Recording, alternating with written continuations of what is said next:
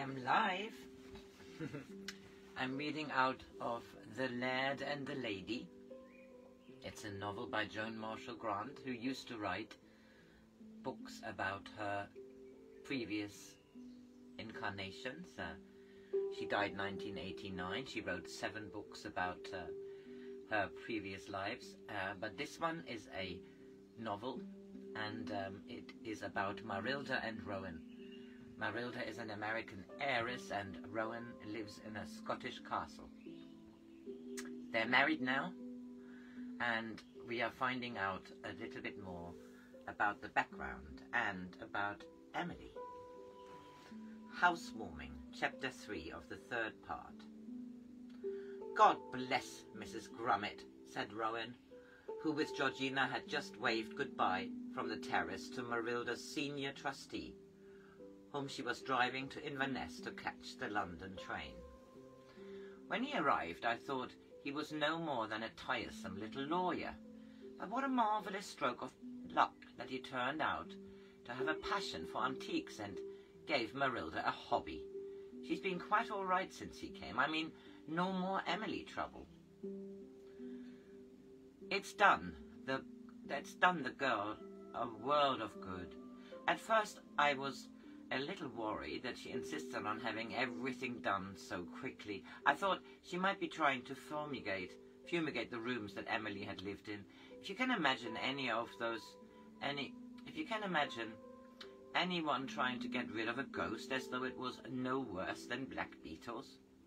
But then I realized it was only their American hustle, and I suppose it's better to live with a smell of paint and varnish remover highly concentrated for weeks, instead of being less disturbed for months.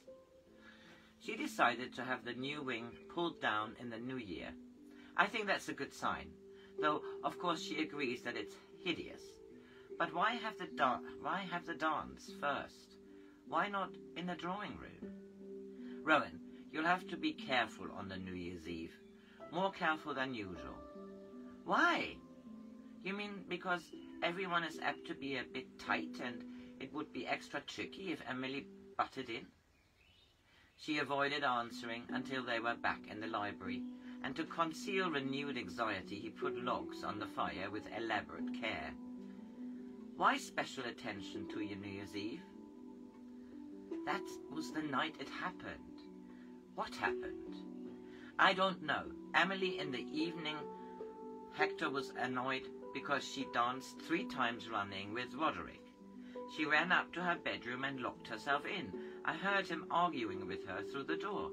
I thought they had made it up, for she came downstairs and seemed very gay. It wasn't until after supper that I missed her. Hector must have had more to drink than I realized, for he was very odd when he explained to the guest that his wife was feeling ill and had asked him to make her excuses. When I offered to go to see her, he was angry and told me that I was to leave her alone. He said the illness was only an excuse and that she wanted no one with her. I realized later that they must have had a second, far more serious quarrel. Didn't she ever tell you about it? How could she? Said Georgina flatly. I never saw her again. You mean she ran away that night? In the morning she had gone, and so had Gaston and the car. Hector was terribly upset. He wouldn't see anyone, and I had to tell the house party that they both had domain, and the doctor had forbidden any visitors. It was Hector who had everything belonging to her taken up to the old nursery. I was surprised that he was so sure she would never come back. At the time, I was fool enough to be glad he didn't wait for her to ask his forgiveness. I thought it meant he was glad to be rid of her. And wasn't he? She tried to smile. He wasn't rid of her. At first I thought it was only that he couldn't put her out of his mind, but then he started to talk to her, and when he was drunk and alone. I know, because I used to listen at the door. He used to say, "My God, will you never leave me in peace?" It got worse after he came back from Paris, though it was before he had the letter that he bricked up the staircase and sealed the door. Once he tried to joke about it and asked me soon after we were married whether I objected to living in a ménage à trois. I pretended not to understand what he meant. I thought he would grow out of it in a year or two, and preferred to think I had never noticed what was happening. Several times I nearly asked Roderick if he knew anything, but he avoided coming to Cloud unless Hector gave him an express invitation. I suppose he felt guilty at the part he had played in breaking the marriage. He went to South Africa soon afterwards and died of enteric in the second year of the war. So you're afraid that Marylda might confuse Duncan with Roderick? No, dear, but I want you to remember that if she is provocative, it will not be her fault, but Emilie's. If you quarrelled, well, I'm probably being absurdly apprehensive, but I want you to promise not to lose your temper. He produced an unconvincing parody of a light laugh. A quiet evening on cold tea, just to be on the safe side? Pity I can't warn Duncan to watch his step too, for if I catch him playing Roderick to Marylda's for Emilie, I might be a bit brusque. The old boy's more than half in love with her, as any man would be who wasn't deaf and blind. But I'm sure he'd never tell her, even if he was tight. I wish Janet wasn't coming to the dance, she said wistfully. He put his arm around her shoulders. Darling, that's nonsense. You underrate yourself if you think that Janet could remind anyone of you at 19. She smiled at him. Far too kind a compliment for an old woman who is proving herself senile by the most ridiculous fancies. I'm ashamed of myself. Of course, you're perfectly right. This party will be Emilie's positively last appearance, and then we can pull down the wing and forget all about her. Except as the legendary great-aunt of your grandchildren, and what could be more innocuous? What could, agreed Georgina, almost as though she meant it. As Marylda and Mrs. Grummet came to the crest of the hill above Inverness, she drew the car into the side of the road and switched off the engine, so that he could appreciate the view of the Black Isle and the mountains beyond the Firth. Scotland is a remarkably beautiful country, he declared. I'm glad that you live here, though I must admit that when I heard of your precipitate marriage, I was more than a little alarmed. The former alliance between Blackensop and Cairdry had not been, shall we say, entirely satisfactory. Darling Grummy, but you're quite happy about me, now? He cleared his throat. Your husband and his excellent grandmother have put my doubt to rest.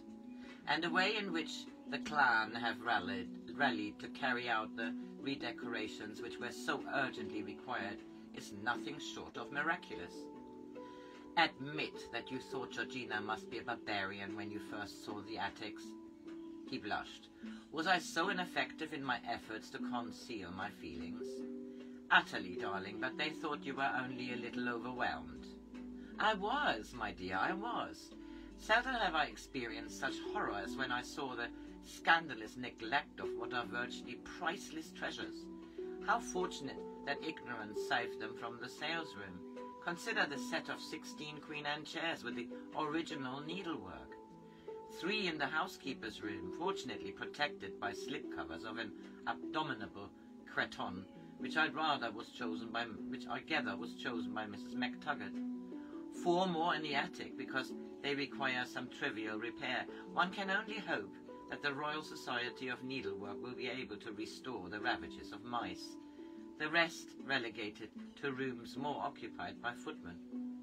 I thought you reacted even more strongly to the gesso console tables we discovered in the saddle room, or the walnut bureau which someone had thoughtfully concealed under 5 layers of mustard yellow paint. When your husband told me that this almost unique specimen had come in very handily for storing nails, I was only saved from a severe attack of gastric trouble by a double dose of alkali. He seemed oblivious that the pedigree of his furniture adds greatly to its value, and admits that it would have been sold long ago to repair the farm buildings if if it had not been entailed. Quite casually he mentions that many of the pieces were given to an ancestor by Queen Anne, and adds that probably no one took the risk of offending the old girl by producing anything but their best stuff. I must frankly confess that after our initial discoveries I contemplated an immediate return to the States, to avoid further shocks which might easily have brought on a reoccurrence of my stomach ulcer. But if you'd gone, we'd never have been able to wrangle all those priorities. It is wonderful what influence will do when used in the right quarters. It was genius to recognize that by paying in dollars, we could not only help Britain, but also get immediate delivery of everything we needed. If I may say so, I think I helped to smooth over the trivial inconvenience caused to your new relatives by such a horde of workmen when I suggested a way of lightening not only the castle, but most of the farms as well, by means of an adequate electrical installation run by water power. She smiled. The children may be rather dubious about the bathrooms, but the women who are looking forward to electric cooking stoves and electric irons, and the farmers are delighted at the prospect of giving up milking by hand. By next year we should be able to find work on the place for 300 or 400 people, most of them cadres. Rowan's full of schemes for making us virtually self-supporting. We're putting lots more land under cultivation, and we're going to start making Tweed and Ayrshire cheese and special hams. We shall send them to the best shops in London and build up a snob clientele, so even if dollars lose their value, we shall be secure in our Highland fortress. I think, darling, that I'm learning how to use money properly at last. I told you before, my dear, if I may remind you, that it was useless to run away from your inheritance. You had to use it instead of letting it abuse you. Dear Grummy, she said affectionately, I've been a great trial to you over you one way or another, but I'm far more grateful than you will ever guess. He took off his pince-nez glasses and polished them vigorously on his handkerchief before replying, I'm exceedingly fond of you, and strictly between ourselves I was devoted to your Aunt Emilie. In fact, I never entirely recovered from the shock of her death, for which I considered myself partly to blame. But how was it your fault?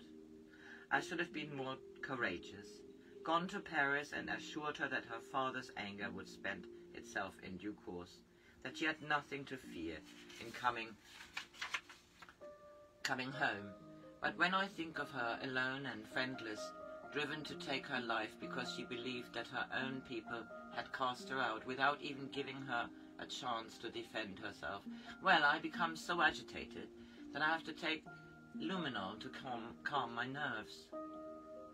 Even if she had gone back to America, I doubt whether Gaston would have been welcome.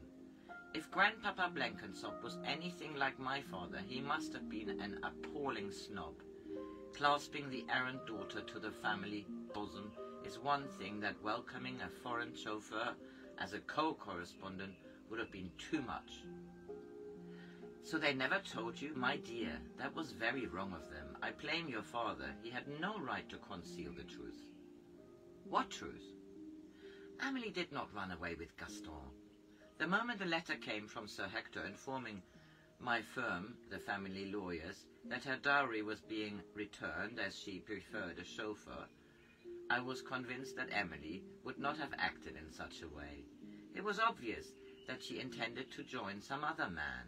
If she had merely found Cloud intolerable, she would have come home.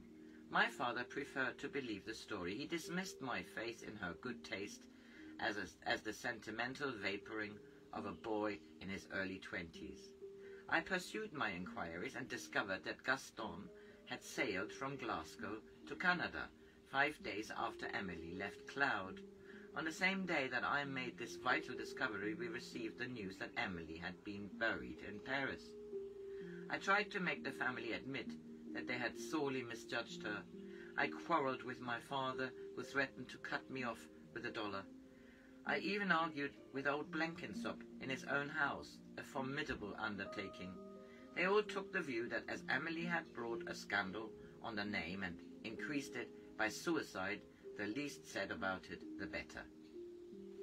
Oh, poor Grummy, it must have been so awful for you.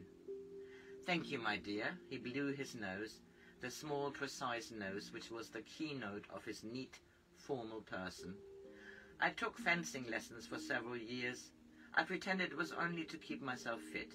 Actually, it was because I cherished the hope that one day I should discover the name of Emilie's betrayer and run him through. However, as he must now be over 70, even if he is still alive, I have decided that such romantic dreams are no longer practical, but I still dream about it at times. He drew out his old half-hunter. I have talked quite enough, and unless we hurry, we shall be late for my train. The Scots, I'm glad to find, are a punctual people, unlike most foreigners. She smiled and let in the clutch. For the first time she found it odd to hear the Scots described as foreigners. Home no longer meant America, but Cloud. So, the next chapter is chapter 4, Christmas Tree. Happy Sunday!